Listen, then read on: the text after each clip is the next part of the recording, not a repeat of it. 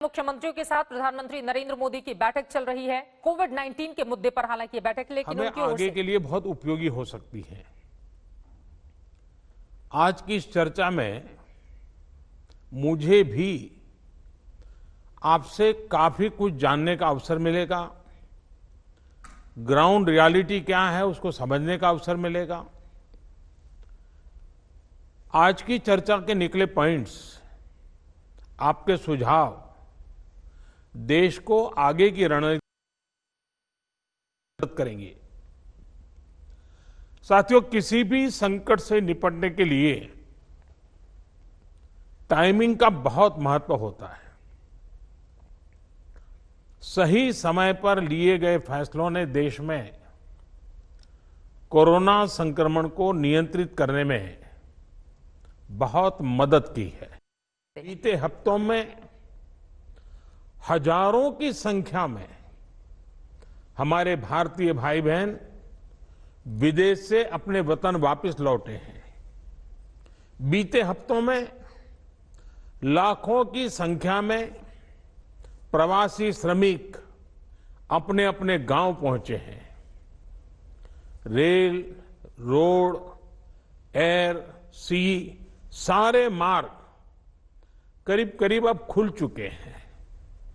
लेकिन इसके बावजूद हमारी इतनी जनसंख्या होने के बावजूद भारत में कोरोना संक्रमण उस जैसा विनाशकारी प्रभाव नहीं दिखा पाया जो दुनिया के और देशों में कोरोना ने आफत पैदा की है।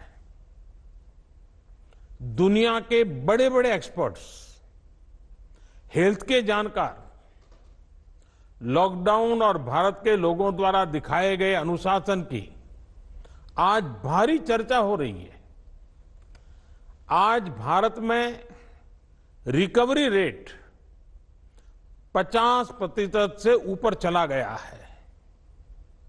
आज भारत दुनिया के उन देशों में अग्रणी है जहां कोरोना संक्रमित मरीजों का जीवन बच रहा है।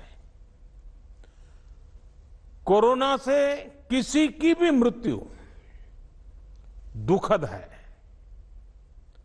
हमारे लिए किसी एक भारतीय की भी मृत्यु असहज करने देने वाली है। लेकिन ये भी सच है कि आज भारत दुनिया के उन देशों में है जहां कोरोना की वजह से सबसे कम मृत्यु हो रही है।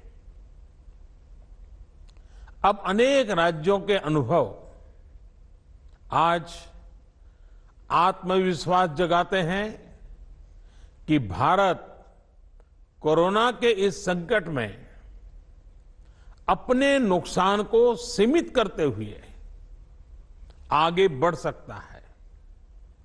अपनी अर्थव्यवस्था को तेजी से संभाल सकता है। साथियों, बीते 2 हफ्ते के अनलॉक 1 ने हमें एक बड़ा सबक ये भी दिया है कि अगर हम नियमों का पालन करते रहें, सारे दिशा निर्देशों को मानते रहे, तो कोरोना संकट से भारत को कम से कम नुकसान होगा। इसलिए मास्क या फेस कवर, उस पर बहुत ज्यादा जोर देना अनिवार्य है, आवश्यक है। बिना मास्क या फेस कवर के घर से बाहर निकलने की अभी कल्पना करना भी सही नहीं है। ये जितना खुद उस व्यक्ति के लिए खतरनाक है, उतना ही उसके आसपास के लोगों के लिए भी। इसलिए 2 गज की दूरी का हमारा मंत्र हो, दिन में कई बार 20-20 सेकंड के लिए साबुन से हाथ धोने की बात हो, सैनिटाइजर का इस्तेमाल हो, ये सभी बहुत गंभीरता से किए जाने चाहिए। खुद की सुरक्षा के लिए, परिवार की सुरक्षा के लिए, विशेषकर घर के बच्चों और बुजुर्गों की सुरक्षा के लिए ये बहुत जरूरी है। अब तक लगभग सारे ऑफिसेस खुल चुके हैं। प्राइवेट सेक्टर में भी लोग ऑफिस जाने लगे हैं। बाजारों में, सड़कों पर भीड़ बढ़ने लगी है। तो ये सारे उपाय ही कोरोना को तेजी से फैलने से रोकने में मददगार होंगे। थोड़ी सी भी लापरवाही, थोड़ी सी भी ढिलाई, अनुशासन में कमी कोरोना के खिलाफ हम सभी की लड़ाई को कमजोर करेगा। और इतने दिनों की जो तपस्या है उस पर पानी फिर जाएगा। हमें इस बात का हमेशा ध्यान रखना है कि हम कोरोना को जितना रोक पाएंगे, उसका बढ़ना जितना रोक पाएंगे, उतना ही हमारी अर्थव्यवस्था खुलेगी, हमारे दफ्तर खुलेंगे, मार्केट खुलेंगे, ट्रांसपोर्ट के साधन खुलेंगे और उतने ही रोजगार के नए अवसर भी बनेंगे।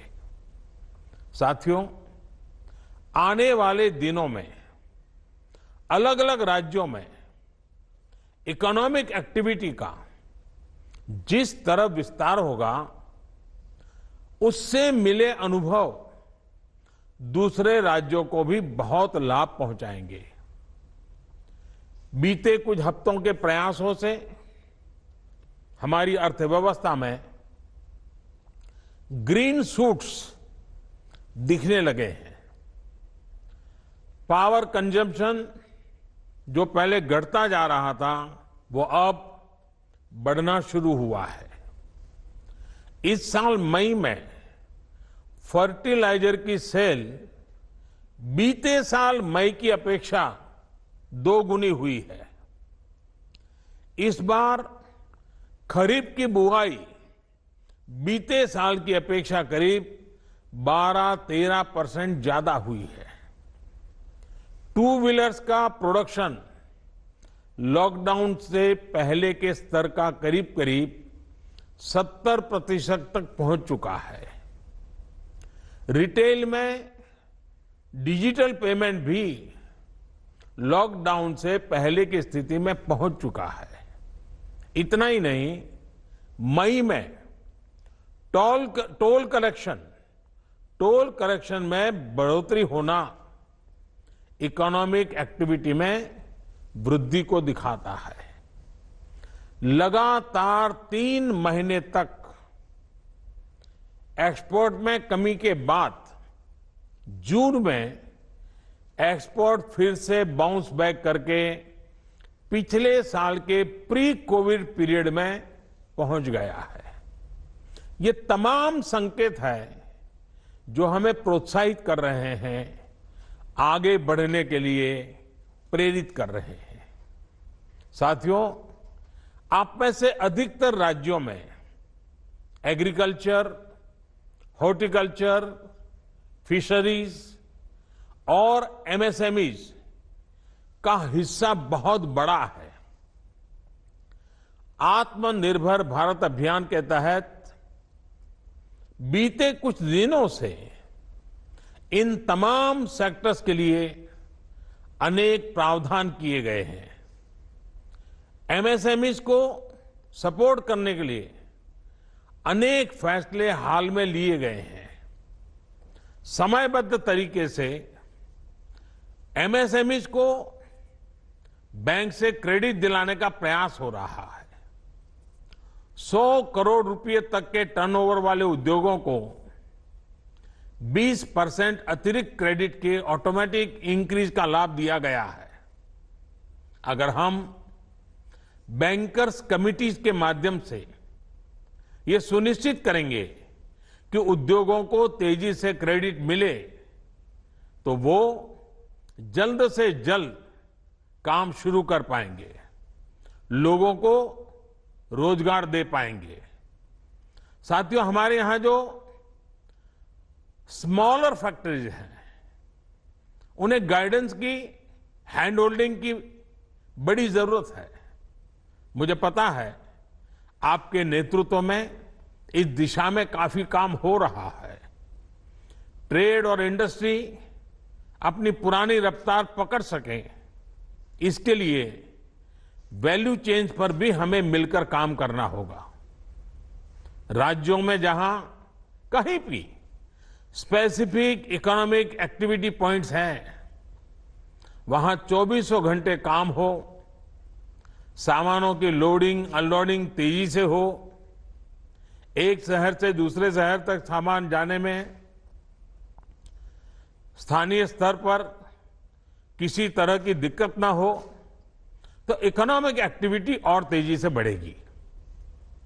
साथियों, किसान के उत्पाद की मार्केटिंग के क्षेत्र में हाल में जो रिफॉर्म्स किए गए हैं, उससे भी किसानों को बहुत लाभ होगा। इससे किसानों को अपनी उपज बेचने के लिए नए विकल्प उपलब्ध होंगे, उनकी आय बढ़ेगी और खराब मौसम के कारण, स्टोरेज के अभाव के कारण उनको जो नुकसान होता था, उसे भी हम कम कर पाएंगे। जब किसान की आय बढ़ेगी तो निश्चित रूप से डिमांड भी बढ़ेगी और राज्य की अर्थव्यवस्था की गति भी बढ़ेगी। विशेष तौर पर नॉर्थ ईस्ट और हमारे आदिवासी इलाकों में फार्मिंग और हॉर्टिकल्चर, इसके लिए अनेक अवसर बनने वाले हैं।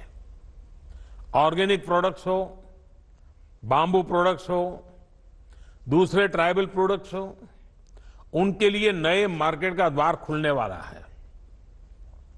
लोकल प्रोडक्ट के लिए जिस क्लस्टर बेस्ड रणनीति की घोषणा की गई है, उसका भी लाभ हर राज्य को होगा। इसके लिए जरूरी है कि हम हर ब्लॉक, हर जिले में ऐसे प्रोडक्ट्स की पहचान करें जिनकी प्रोसेसिंग या मार्केटिंग करके एक बेहतर प्रोडक्ट हम देश और दुनिया के बाजार में उतार सकते हैं। साथियों, बीते दिनों आत्मनिर्भर भारत अभियान के तहत जितनी भी घोषणाएं की गई हैं, वो एक निश्चित समय सीमा के भीतर जमीन पर उतरे, इसके लिए हमें एकजुट होकर काम करना है। इस पृष्ठभूमि में कोरोना से लड़ाई और इकोनॉमिक एक्टिविटी से जुड़े आपके जो सुझाव हैं, जो तैयारियां हैं, वो जानने के लिए मैं बहुत उत्सुक हूं और मुझे पक्का विश्वास है कि अनुभव के आधार पर आपकी जो बातें आएगी, वो आने वाले रणनीति बनाने में बहुत काम आएगी। मैं गृह मंत्री जी से आग्रह करता हूं कि वे आगे की चर्चा का संचालन करें। प्रधानमंत्री नरेंद्र मोदी को आप सीधे सुन रहे थे। पीएम का ये संवाद मुख्यमंत्रियों के साथ, जिसमें उन्होंने सभी से सुझाव मांगे हैं, ये कहते हुए कि दरअसल सभी के सुझावों के जरिए ही एक बेहतर तरीके से, एक बेहतर रास्ते पर हम आगे बढ़ सकेंगे। कोरोना से किसी की भी मृत्यु दुखद है, हालांकि दूसरे देशों के मुकाबले भारत में मौत कम है, ये एक अच्छी बात है, लेकिन बिना मास्क के घर से बाहर नहीं निकलना है। अगर हमने नियमों का पूरी तरह से पालन किया तो यकीनन इस बीमारी पर हमारी जीत सुनिश्चित होगी। इसके लिए उन तमाम बातों को दोहराते हुए प्रधानमंत्री मोदी नजर आए, जिनमें सबसे प्रमुख है मास्क लगाकर ही अपने घर से बाहर निकलें, बार बार 20 सेकंड तक अपने हाथ को धोते रहें। अगर ये तमाम एहतियाती उपाय आप अपनाएंगे तो यकीनन अपने आप को, खुद को, अपने परिवार को आप सुरक्षित कर पाएंगे, जिसके जरिए एक बेहतर दिशा में हम आगे भी बढ़ेंगे।